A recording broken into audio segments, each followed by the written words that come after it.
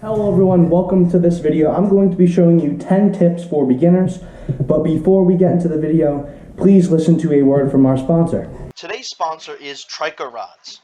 Trika Rods makes high-quality carbon fiber rods at a fraction of the price compared to most other brands. As you can see in these graphs, Trika Rods has up to twice the tip sensitivity, allowing you to feel bites easier, and they can increase your casting distance by over 25%. Definitely check them out at trika.com. That's Trika.com. Tip number 1 is going to be invest in Sharpies. Nothing is more annoying than when you're in your boat, you're in your kayak, you're on the shore, wherever you are, and you go to reach for your tackle box and you have no idea what is in that tackle box. Always label your tackle boxes with Sharpies.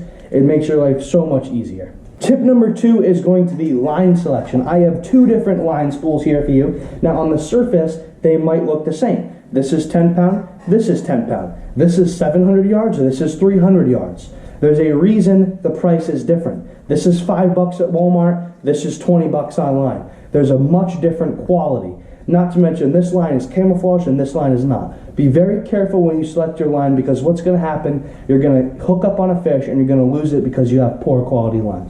Tip number 3 is going to be invest in bait sleeves. Now what this is it goes around your bait when it's attached to your rod, and it's really useful when you have something that has multiple treble hooks on it or something that always gets tangled like a drop shot. These things will save your time trying to untangle your rods, and it's just a really great investment to make for something that's only like $3 on Amazon. Tip number 4 is going to be invest in rod sleeves. Now what these do is they go on the tip of your rod and all the way down, and what it does is protect your rod from general wear and tear. It's not going to be scraping on things. It extends the lifetime of your rod. They're just really nice. You can get like a pack of 12 for like $10 on Amazon. Definitely check that out. And tip number 5 for a beginner is to invest in a bait caster.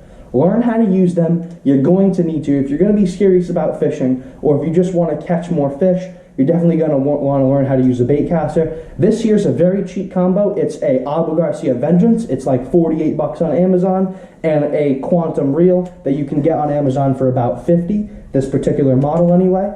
Now bait casters, you can cast further, you can use bigger baits. They're just a really good investment to make, and definitely learn how to use them. Tip number 6 is, let's say you have a boat, or you don't have a boat even, and you've got a nice space in your garage where you keep your fishing stuff. Definitely invest in a pegboard, like the one I have here. It can really help you, organize all your fishing baits. You can organize them by brand, fishing style, or just lure type at all. I have mine organized by the type of lure, so tubes, and then salamanders, and then Senkos, stuff like that, Next tip for beginners is use Senkos. If you're just starting out, you're not sure what bait to use, I definitely recommend Senkos. They're so easy, such a low effort bait for the ratio of fish that you catch. You can fish them wacky rig or Texas rig. Now what a wacky rig is you basically just take a hook like this, and you just hook the middle of the worm like that.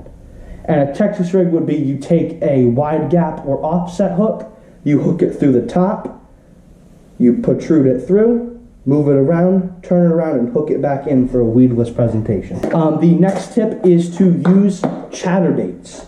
Again, if you're just starting out, you're not sure what bait to use, you're looking for a high percentage, low effort bait, chatterbait is what you're looking for. You can just tie this thing on a rod, cast it out, reel it in, and it catches fish. It can catch smallmouth, largemouth, pickerel, pike, pretty much really anything you're even going to be going for. Hell, even sunfish will chase this thing back to the bank. So it's a really good bait to invest in if you're just starting out. Another tip is going to be use crankbaits. Crankbaits are another high percentage, low effort bait that you can get for relatively cheap. Now there are 3 different kinds of crankbaits. There's traditional circle bill crankbaits like this Rapala one. Then you've got square bill crankbaits like this one. And then you've got 10XD or long bill crankbaits like this one. Now the differences between this is just going to have a normal swimming action, and it's going to penetrate, a good distance, but not too much. This square bill is going to have a very similar action, but it's not going to go down as deep because the bill is not as long. And then this crankbait right here, as you can see, it has a huge bill, is going to be going down many feet into the water column. So it's basically just to target fish at different depths.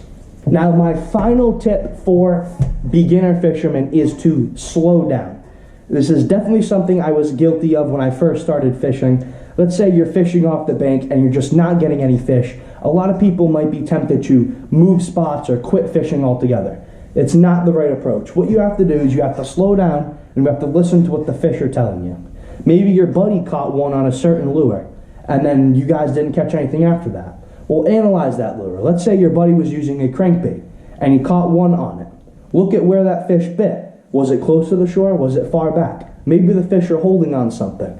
You really got to slow down and just look at your situation instead of leaving. It'll leave you catching a lot more fish because it's really just not a good idea to rush things like that. Let's say it's a really hot summer day and you're fishing, very fast, you're getting impatient, you're reeling in your baits quickly, you're about ready to leave. Slow down. Reel your bait in a little slower. Try a different presentation. Sometimes the fish just aren't biting what you're throwing. But yeah, that's been 10 tips for beginners. Thank you all for watching. Like and subscribe if you want to, and I'll see you in the next one.